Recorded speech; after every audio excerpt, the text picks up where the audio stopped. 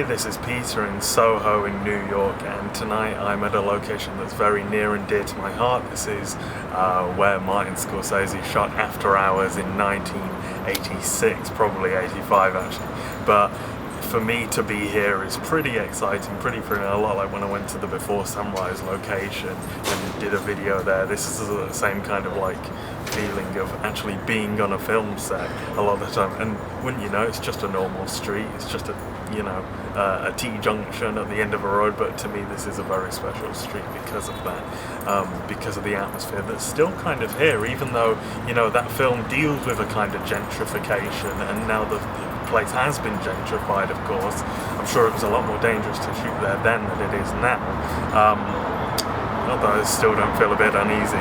But really what this topic tonight is about is really kind of what to do when you feel like giving up on your film, when you feel like abandoning your film, which is sometimes a good thing. I've done it a few times where you've had to abandon film, and really my aim tonight is to just let you know that it's okay to do that, that you've kind of, sometimes you hit a brick wall with your edit, you've done a few shoots, you've spent all your budget, and now you've got to actually put it to some good use. You can't do that, so you've got to abandon it. What I would say to anyone who ever has to abandon film is that do so boldly and go into the next film straight away and have a kind of, you know, joy in the fact that you're a rebel, that you get to throw it away, and that, you know, all this effort has gone into, maybe you've reached a kind of plateau with that film and you're ready to then kind of expand and introduce new kind of elements to the next one. Maybe you're ready for a more kind of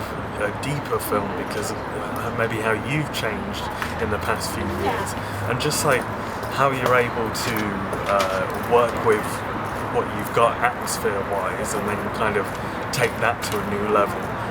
Maybe with this film you've got to go smaller. Maybe with this film you focus on language, cinematic language more. Maybe you focus on characters and take things right to back to their core of how to make a film. And this is a kind of direct quote from Scorsese, who knew that he had to do this when filming The Last Temptation, and then kind of failing and having to abandon film himself and then go into a smaller project called After Hours, which happens to be my favourite Martin Scorsese film.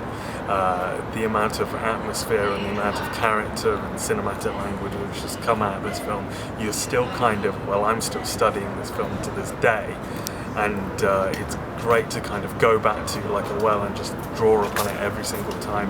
A failed film can kind of feel like a failed marriage. It can kind of be like letting go of something that you don't want to, but you're probably going to have to do it for the best. And like a failed marriage, you're going to build and you're going to build and you're going to become a better person and see who you are now that it's over. So really, with a failed film, we're talking about an improvement, and you learn more from the failures than you do the successes, I find anyway. So really, you want to kind of build upon it, and you're going to take a hit, you're going to be depressed, but I'm just going to let you know that everything's going to be okay. You could be working on it for 5 years like I was, have to abandon it, have to make a difficult call to your friends and family.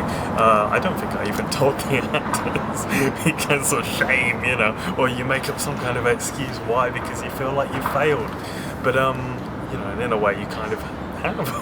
But in a broader term, you either learn from something, or, you know, things either happen to you or for you, and in this case you've got to see it as it happens for you. You've got to see it as this is just a little blip on your career, on your kind of, you know, that you're a different person now that you've seen things this way. If you don't frame it that way, you're going to end up, you know, crying and giving up and resorting to maybe teaching to kind of get your kicks out of film. Whereas, you know, when actually it does provide a kind of clarity to and a release sometimes from your ego, to let things know that you don't have to be so prideful about your work. You don't have to, you know, not that there's anything wrong with being proud of your work, but you don't have to be such a kind of purist about things sometimes, that you can go back to the street level stuff and just run around with a camera and see what you can do there. Or, you know, conversely, it doesn't have to be in a city. It can be, you can go out to the country. I know that with Chunking Express, it was actually the other way around, how Wong Kar-wai was trying to make Ashes of Time and realised he could work with the same themes on a much smaller level in a much smaller time frame, and Chunking Express was born out of it.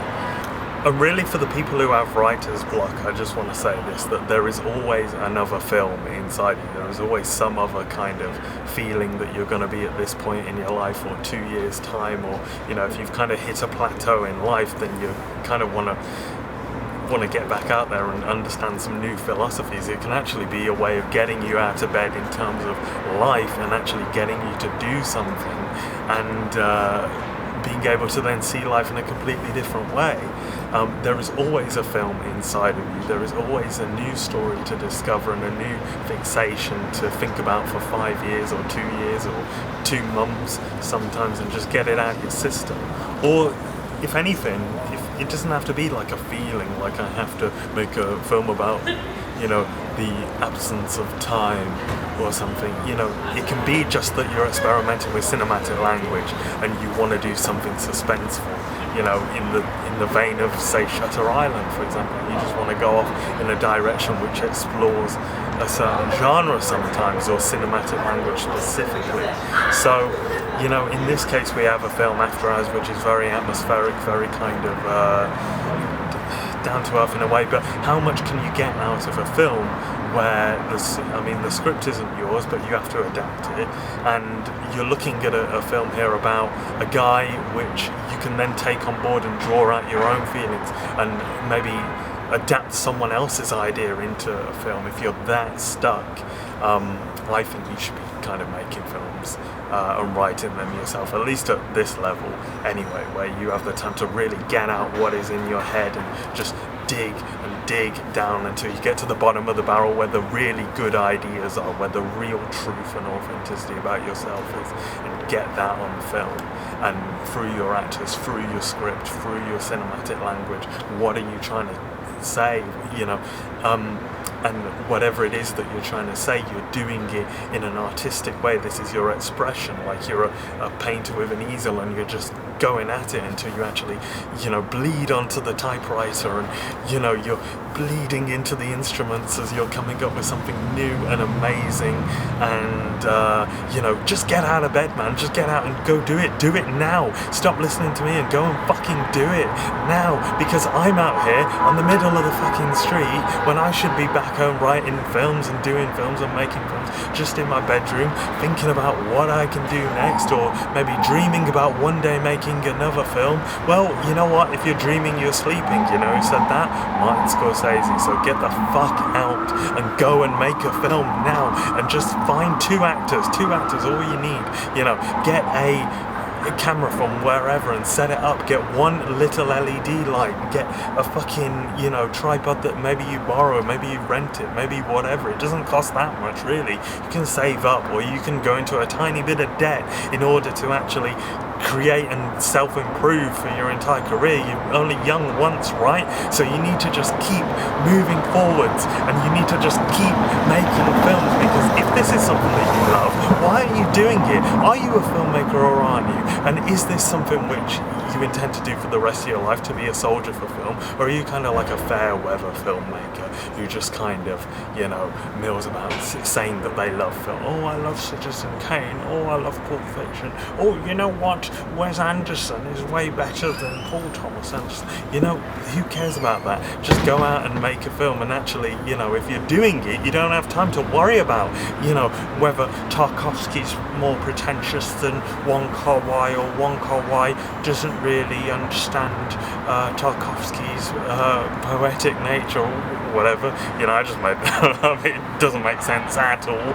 But really what we're talking about here is the fact that doing it is more important than the theory of it. That yes, you can watch 3 films a day for 2 years, and you really fucking should, but when you're not doing that, you need to be out there on the streets. You know what Richard Linklater's first film was called? It's Impossible to Learn to Plow by Reading Books. So go out and do it. This speech in itself is a little bit like Naked. It's a little bit like the speech in Naked, where it just goes on and rant. So maybe you can turn your rants into a scene. Maybe I'll turn this into a fucking scene in a film one day. The point is, the only reason I came up with this was I was out improving my life and enjoying life, so you better go out and fucking do the same, otherwise you're going to get stuck in your bed with no ideas and come up with some shitty little thing which no one can connect with. Yes, every part of life can be uniquely cinematic, so you have no excuse to go out and film something which matters to you.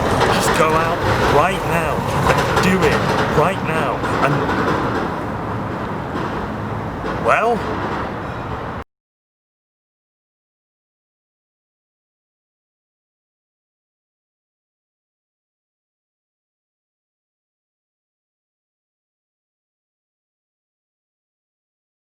now, if you want to see a lot more of these videos, if you want to see my topics ranging from character to cinematic language to atmosphere to sound to score composition to anything from the philosophy of filmmaking, from just films that you maybe should be watching, I go through all these topics like really in depth quite a lot of the time, and what I'm trying to do is build this kind of like full curriculum of different topics which can be really explored and really kind of, as time goes on, just kind of mastered and dissecting each film one by one, including my own work, including the stuff that's going forward in my own journey. So if you guys are going on a similar kind of journey and you need someone to follow and to kind of work along with and to kind of be a kind of mentor figure for that, then I realise I'm just inviting myself to be your mentor, but this is what I'm planning to do. For that, I'm going to need some money. I'm going to need to be able to fund going out to places like this. I'm going to need to be able to fund making my films, and this is what I want to do for a full-time job. This is, honestly, I love doing this. So, if you want to give some money and actually get access to these videos, I went to Boston, I went to New York, I went to Philadelphia, I've been to Vienna, I've been to Prague, I went to all these fancy places. But the reason why I went to these fancy places is because for a start, I wanted to go on holiday, but I also had to teach there. I had to show you guys absolutely that I am dead serious about this, not just as like a this is how you set up a camera, this is how you want to be using the triangle of exposure and all this, and whilst all of these technical things are important and almost cinematic language to like a mid shot, medium shot, long shot is important, 3-act structure is important, right? But the fact is that a film can be open-ended, so what the fuck is a 3-act structure? The fact is you can do whatever the fuck you like, really. It's just how it's judged in retrospect. Was it good in retrospect? So, is it an artistic piece? And if you guys agree, why don't you join up? Why don't you actually, go down, press the link, and, find these videos, pay for them, and get access to them. And I'll really appreciate that, and I'll be able to make more of them, and I'll be able to, fund doing them maybe at a higher production value. Maybe I'll get some kind of shots of films going on in the corner at the time as well, and that'd be really cool to be able to dissect films as I'm talking about them, maybe. And we shall see where we end up. But the only way I'm going to be able to do that is if I get a little bit of support, and you guys are going to get some great content because of it, because I will just not stop talking about film, and the stuff I have to talk about, the philosophy, the depth that I want to go to in this is I'm going into my own psychology, let alone a filmmaker's kind of how far you can go with cinematic language and the philosophy of how you make a film. It's like, is there just one way to make a film, or is there multiple ways, or is that whole there's multiple ways thing a big lie? So click the link, get those bloody classes going, and you start now. We'll both build up our knowledge together. I encourage fucking comments which are gonna talk about this, which are gonna talk about how we can go a bit further with some of these ideas. I'm working it out the same way you are. I'm learning just as you are, just as smart as Scorsese is still learning now. I want him to be on this channel talking to him about what the fuck is film doing now. you know, where do we go from here now that the greats have come and gone, and now the new greats are here, and now we've got digital and it's all a bit different, but it's still going to the roots of cinematic language and philosophy. It's like, what can we do with this? Where can we go?